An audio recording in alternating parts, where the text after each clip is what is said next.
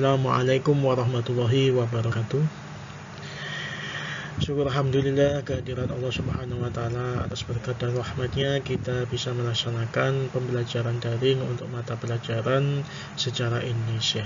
Sebelumnya seperti biasanya marilah kita panjatkan doa kepada Allah Subhanahu wa taala agar kita selalu diberi kesehatan, diperlancar pembelajaran kita sampai selesai ya. Marilah kita berdoa dimulai.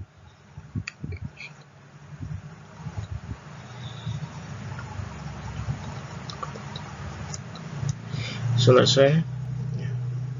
Anak-anakku sekalian, memasuki pada pembelajaran ini kita masuk ke tahapan atau pokok bahasan tentang masa pemerintahan Orde Baru ya. Pada tahun 1967 sampai 1998. Silakan ya, coba didengarin, diperhatikan apa yang Bapak jelaskan dan Bapak uraikan nantinya.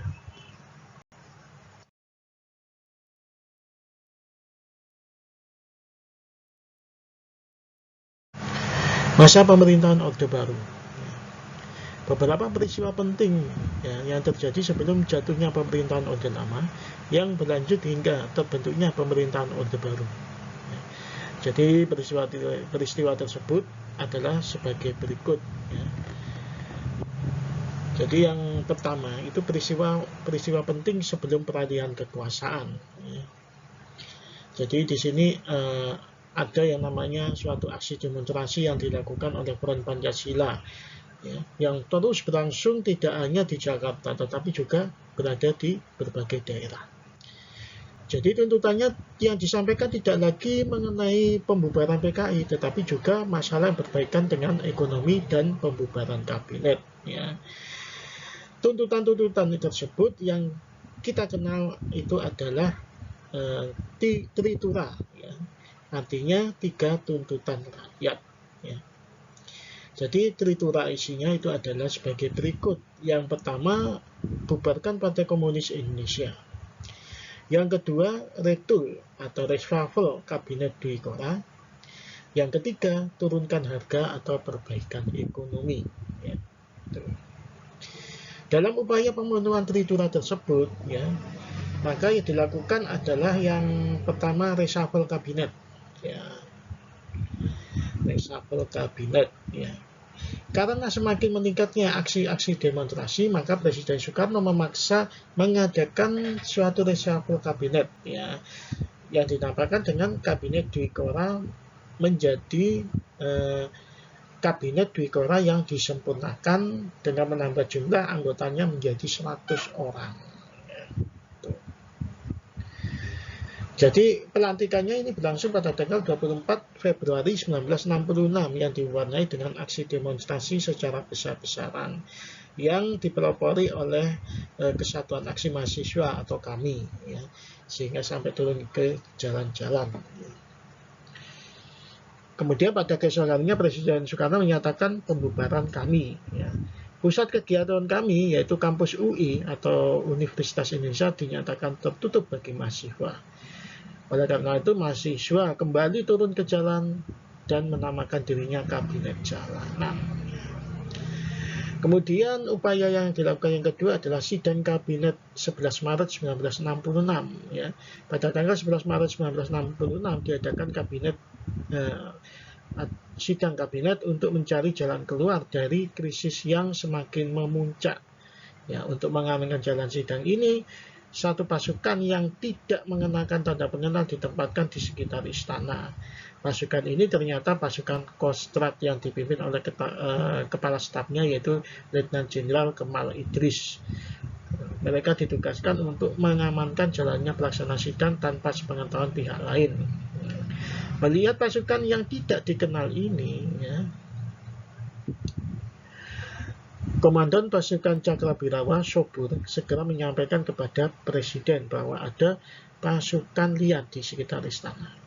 Sehingga Presiden segera bergegas menjalankan sidang kabinet yang diikuti oleh Wakil Perdana Menteri pertama yaitu Dr. Subandrio dan Wakil Perdana Menteri yang ketiga yaitu Khairul Saleh.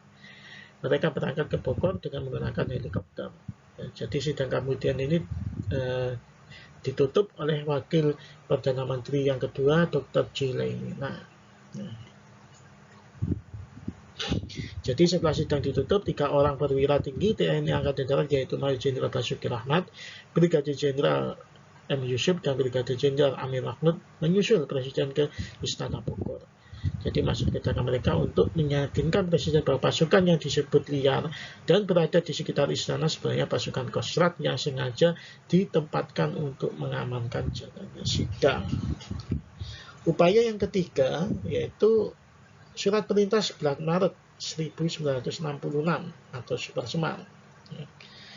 Di Istana Bogor ketika perwira tinggi yang tadi saya sebutkan ini mengadakan pembicaraan dengan Presiden Soekarno yang didampingi oleh Waperdam Subandrio, Laimena, dan Koirus Saleh. Artinya Presiden Soekarno mengeluarkan sebuah surat perintah yang ditujukan kepada Letnan Jenderal Soeharto agar mengambil segala tindakan yang dianggap perlu guna mengatasi keadaan. Jadi surat perintah 11 Maret ini yang mengantarkan Soeharto menjadi presiden selama 32 tahun. Ya. Keabsahan surat ini diperdagangkan karena ada dua ya yang berisikan atau yang menyebutkan surat perintah 11 Maret atau Super Semar ini. Jadi mana yang asli sampai sekarang masih belum diketahui ya, atau masih gelap ya, nggak tahu kapan ya. Soalnya ketiga jenderal ini sebagai saksi penerima surat perintah tadi sudah tiada ya. Bahkan Presiden Soeharto, mantan Presiden Soeharto pun juga sudah tiada. Jadi secara sejarah ya, cerita sejarahnya ini surat perintah 11 Maret ini menjadi kelam ya. Berarti mana yang asli dan mana yang tidak. Jadi Super Semar ini nantinya yang akan dijadikan senjata oleh mantan Presiden Soeharto untuk menduduki jabatan sebagai presiden menggantikan Presiden Soekarno ya.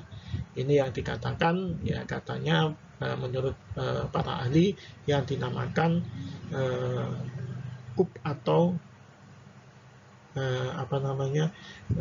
pemberontakan secara merangkak ya. Jadi secara pelan asal kelakon ya. Itu kalau bahasa Jawanya.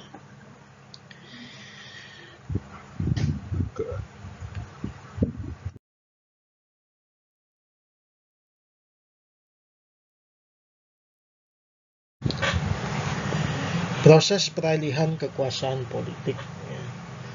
Walaupun surat perintah 11 Maret atau Super Semar hingga saat ini masih menjadi polemik karena keabsahannya diragukan, tetapi Super Semar tetap merupakan tonggak kemenangan Orde Baru ya. Dengan adanya surat Super Semar itu, Letnan Jenderal Soeharto segera mengambil langkah-langkah politik yang secara kronologisnya adalah sebagai berikut ya. Yang pertama tanggal 12 Maret 1966 ya, Letnan Jenderal Soeharto membubarkan PKI serta organisasi-organisasi massa yang bernaung atau berlindung di bawahnya, serta menyatakan sebagai organisasi terlarang di seluruh wilayah negara Republik Indonesia. Kemudian yang kedua ya, tanggal 18 Maret 1966 dilakukan pembersihan ya, terhadap lembaga eksekutif atau pemerintahan dari orang-orang yang diduga tersangkut G30S PKI. Jadi tindakan ini dilakukan untuk mengamankan 15 orang menteri yang berindikasi terlibat G30S PKI ya. Jadi orang-orang yang terlibat pada gerakan 30 September PKI ini dibersihkan dari unsur-unsur kabinet ya.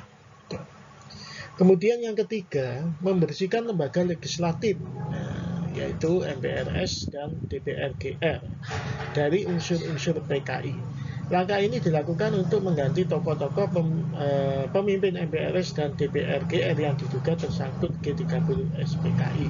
Ya. Jadi selain memberhentikan terhadap 60 orang anggota DPR GR yang mewakili PKI dan ormas-ormasnya, ya. Setelah lembaga tersebut dibersihkan dari unsur-unsur PKI, maka dimulai langkah-langkah untuk menempatkan kembali lembaga ini pada kedudukannya yang sesuai dengan Undang-Undang Dasar 1945. Kemudian yang keempat, ya, untuk meletakkan dasar konstitusi bagi Orde Baru, sekaligus menyusun suatu tatanan baru berdasarkan Pancasila dan Undang-Undang Dasar 1945, maka tanggal 20 Juni sampai 7 Juli 1966 diadakan sidang umum keempat MPRS. Ya. Jadi hasil dari sidang ini, ya, menghasilkan 24 ketetapan. Ya. Di antaranya yang pertama, ketetapan MPRS nomor 9 MPRS 1966 tentang surat perintah Presiden, Panglima Tertinggi ABRI, Panglima Besar Revolusi, mandataris MPRS. Ya. Jadi tab ini mengukuhkan super smart. Yang kedua, ketetapan MPRS nomor 11 MPRS 1966 tentang pemilihan umum. Yang ketiga, ketetapan MPRS nomor 12 MPRS 1966 tentang penegasan kembali landasan kebijakan politik luar negeri Republik Indonesia. Yang keempat, ketetapan MPRS nomor 13 MPRS 1966 tentang Kabinet Ampera. Dan yang kelima, ketetapan MPRS nomor 25 MPRS tahun 1966 tentang pembubaran Partai Komunis Indonesia dan dinyatakan sebagai organisasi terlarang di seluruh wilayah negara Republik Indonesia. Jadi selain dari ketetapan-ketetapan tersebut, maka dengan keputusan nomor 5 MPRS tahun 1966, ya, MPRS meminta agar Presiden melengkapi laporan pertanggungjawabannya mengenai sebab-sebab terjadinya peristiwa G30 SPKI beserta epilognya. Jadi epilognya itu epilog, ya, maksudnya itu bagian akhir, ya, dari suatu cerita atau laporannya.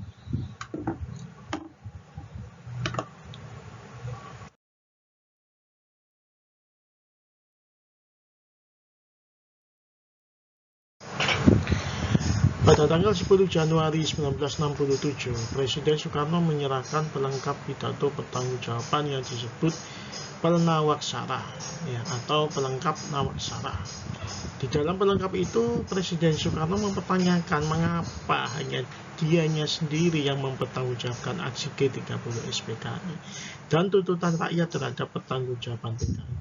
Namun menurut keputusan pimpinan MPRS, pelengkap pertanggungjawaban Presiden ini pun tidak dapat diterima MPRS. Ya. Ini kalau menurut saya memang bagaimana juga, ya, pertanggungjawaban Presiden Soekarno tidak bisa diterima oleh pimpinan MPRS karena, ya, mereka atau pimpinan itu kebanyakan dari TNI Angkatan Darat yang notabene-nya adalah yang kontra terhadap Presiden Soekarno. Ya. Pada tanggal 20 Februari 1967 diumumkan tentang penyerahan kekuasaan kepada pengemban ketetapan MPRS nomor 9 MPRS tahun 1966. Sebagai tindak lanjutnya, lembaga tertinggi negara ini mengeluarkan ketetapan nomor 33 MPRS tahun 1967 tanggal 12 Maret 1967 yang secara resmi mencabut seluruh kekuasaan pemerintahan negara dari Presiden Soekarno. Ya, dalam sidang yang sama, MPRS mengangkat Letnan Jenderal Soeharto sebagai pejabat Presiden Republik Indonesia. Ya, dengan demikian kekuasaan Soekarno sebagai Presiden Republik Indonesia berakhir secara resmi. Pada tanggal 27 Maret 1968, MPRS mengangkat Letnan Jenderal Soeharto sebagai Presiden Republik Indonesia berdasarkan ketetapan MPRS nomor 44 MPRS tahun 1968 sampai presiden baru hasil pemilihan umum ditetapkan. Dari pelengkap Nawaksara ini ya, Presiden Soekarno menyampaikan kepada pimpinan MPRS tanggal 10 Januari 1967 melalui pelengkap Nawaksara. Presiden Soekarno menjelaskan bahwa Undang-Undang Dasar 1945 maupun ketetapan-ketetapan MPRS ya sebelum sidang umum keempat MPRS tidak ada ketentuan bahwa Presiden sebagai mandataris harus memberikan pertanggungjawaban atas hal-hal yang bersifat cabang. Ya, menurut Soekarno sebagai mandataris ya hanya dapat mempertanggungjawabkan GBHN atau garis-garis besar haluan negara dan bukan hal-hal yang lain. Nah, jadi Presiden Soekarno pun juga menolak pertanggungjawabkan terjadinya G30 SPKI seorang diri. Ya.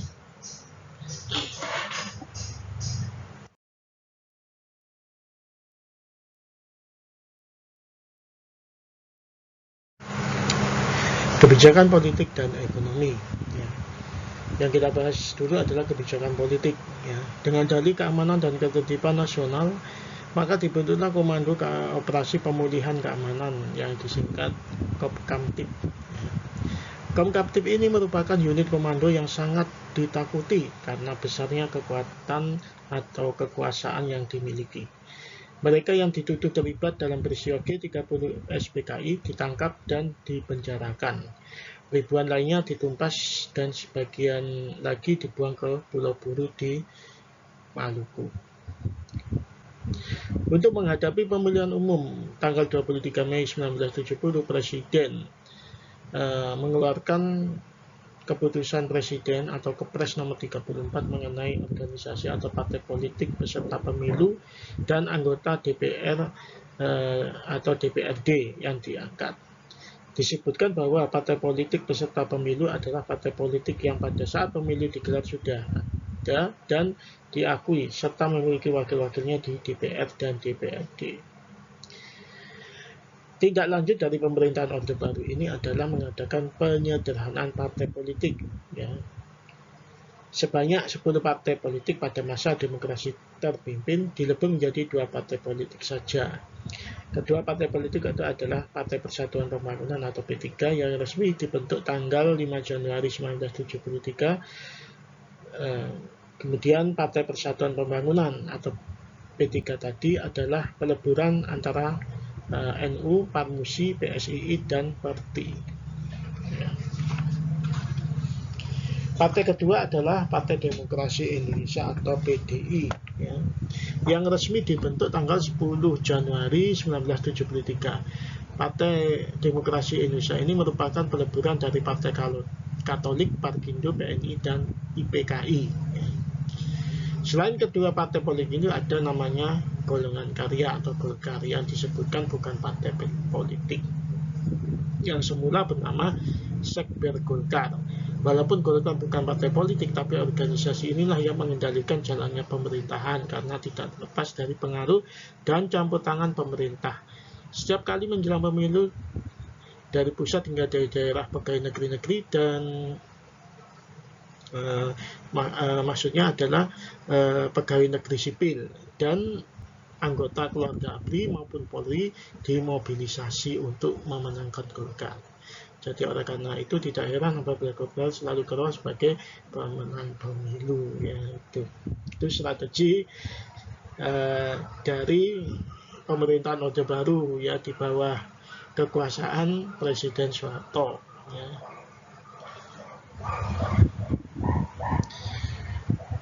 Kemudian kebijakan lain itu adalah menempatkan ABRI sebagai stabilisator dan dinamisator yang disebut difungsi ABRI. Ya, dengan difungsi ini peran ABRI sangat besar selama masa Orde Baru. Ya. Jadi itu ya.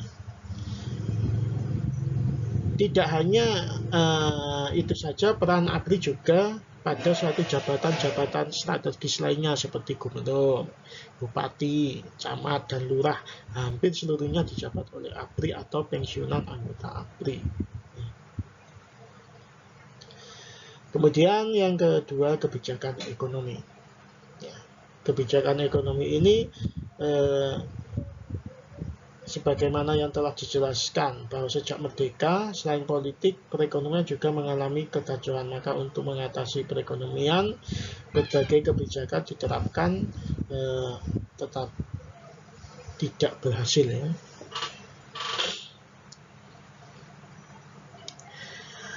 Arah dan kebijakan ekonomi yang ditempuh oleh pemerintahan Orde Baru ditujukan pada pembangunan di segala bidang. Pelaksanaan pembangunan tertumpu pada program yang disebut trilogi pembangunan, yaitu yang pertama pemerataan pembangunan dan hasil-hasilnya menuju kepada terciptanya ya keadilan sosial. Yang kedua, pertumbuhan ekonomi yang cukup tinggi, dan yang ketiga, stabilitas nasional yang sehat dan dinamis, ya. Pola umum dari pembangunan jangka panjang ya sekitar 25-30 tahun dilakukan secara periodik 5 tahunan yang disebut pelita. Pelita itu kepanjangnya pembangunan 5 tahun, ya. Yaitu yang pelita pertama pelaksanaannya 1 April 1969 sampai 31 Maret 1974. Sasarannya adalah untuk meningkatkan cara hidup rakyat dan sekaligus meletakkan dasar-dasar pembangunan tahap-tahap berikutnya, ya. Ini ada pelita kedua, 3, 4, 5, kemudian pelita 6 dan juga yang dimulai ini ya, pelita 6 ini dimulai juga pada 1 April 1994 dengan menitik beratkan pada bidang ekonomi yang masih berkaitan dengan pertanian dan industri serta meningkatkan kualitas sumber daya manusia. Untuk mengetahui sejauh mana keberhasilan pemerintahan Orde Baru ini ya dalam meningkatkan kesejahteraan masyarakat, maka kita coba membahas ya 2 sektor utama, yaitu sektor pertanian dan industri yang menjadi titik berat dari ke-6 pelita tersebut ya, yang tadi sudah saya sebutkan pelita 1 sampai pelita 6. Yang ini yang kita bahas dulu adalah sektor pertanian ya. Jadi seperti salah satunya adalah yang berkaitan dengan langsung dengan pemenuhan kebutuhan pangan ya bagi penduduk Indonesia ya. Seperti cara penggerapan lahan yang benar ya, penanaman bibit hingga penanaman hasil panen yang seluruhnya menggunakan teknologi tepat guna ya. Selain juga penyuluhan, ada yang disebut dengan 4 pokok yang menjadi perhatian dari Dinas Pertanian atau dulu namanya Departemen Pertanian, yaitu yang pertama, intensifikasi pertanian, yaitu usaha meningkatkan produktivitas sumber daya alam, penggunaan teknologi tepat guna, dan penggunaan segala sarana seperti bibit unggul, pestisida, dan pupuk. Yang kedua, ekstensifikasi pertanian, yaitu memperkuat areal pertanian. Yang ketiga, diverifikasi pertanian, yaitu meningkatkan penganekaragaman usaha tani. Sedangkan yang keempat, rehabilitasi pertanian, yaitu memulihkan kemampuan produktivitas sumber daya pertanian yang sudah kritis ya. Itu untuk sektor pertaniannya. Kemudian untuk sektor industri ya, di sini pembangunan industri merupakan usaha jangka panjang untuk merombak struktur ekonomi yang terlalu berat sebelah ke produksi lahan mentah dan hasil-hasil pertanian ke arah struktur yang lebih seimbang dan serasi ya, gitu. Kemudian untuk di dalam sektor industri ini ya, menurut Undang-Undang Nomor 5 Tahun 1984 ya, industri di Indonesia dikelompokkan dalam 3 kelompok ya, yaitu ada yang namanya industri hulu ya, yaitu industri yang memproduksi bahan baku dan bahan penolong seperti balok besi, besi beton, dan lembaran baja. Contoh seperti industri hulu ini adalah PT Krakatau Steel dengan pabrik utamanya di Cilegon, Jawa Barat. Yang kedua, industri hilir, yaitu industri yang membuat barang-barang siap pakai, misalnya pabrik minyak goreng, ya, mentega dan lain-lain. Kemudian yang ketiga, industri kecil, yaitu industri dengan modal terbatas, tenaga kerja sedikit, serta hasil produksi terbatas. Ya. Perkembangan industrialisasi merupakan fenomena modernisasi, yaitu dari pola hidup agraris, ya, atau tradisional menuju masyarakat dengan pola hidup industrialisasi. Ya, dengan demikian pengembangan industrialisasi berdampak positif pada peningkatan devisa, juga peningkatan penghasilan per kapita, ya, penghasilan per kapita masyarakat Indonesia.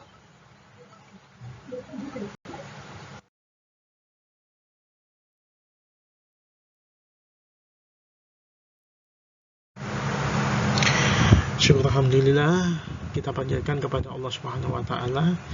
Ya, kita sudah menyelesaikan pokok bahasan tentang masa Orde Baru, ya. Dan insya Allah nanti kita lanjutkan pada pertemuan berikutnya tentang masa Orde Reformasi, ya, atau masa reformasi, ya. Baiklah anak-anakku sekalian, ya. Sebelum mengakhiri pembelajaran daring ini, terlebih dahulu saya berikan soal-soal yang perlu kalian jawab, ya. Ada 5 soal, ya. Ketentuannya ditulis di kertas bergaris atau kertas folio bergaris, ya. Di situ dicantumkan nama kalian, kelas dan nomor absen kalian. Jangan lupa diberi pojok kanan mata pelajaran sejarah Indonesia. Berikut ini saya berikan soal-soalnya. Yang pertama, apa yang menyebabkan Orde Lama jatuh? Yang kedua, bagaimana perkembangan kehidupan politik Indonesia di masa Orde Baru? Yang ketiga, mengapa Orde Baru pun akhirnya jatuh? Yang keempat, bagaimana perkembangan kehidupan ekonomi Indonesia di era Orde Baru? Yang kelima, yang terakhir, apakah Presiden Soekarno benar-benar diadili? Menurut kamu, apakah beliau patut bertanggung jawab atas G30 SPKI? Berikan alasannya. Ya, jadi saya berikan cuma 5 soal, ya. Kemudian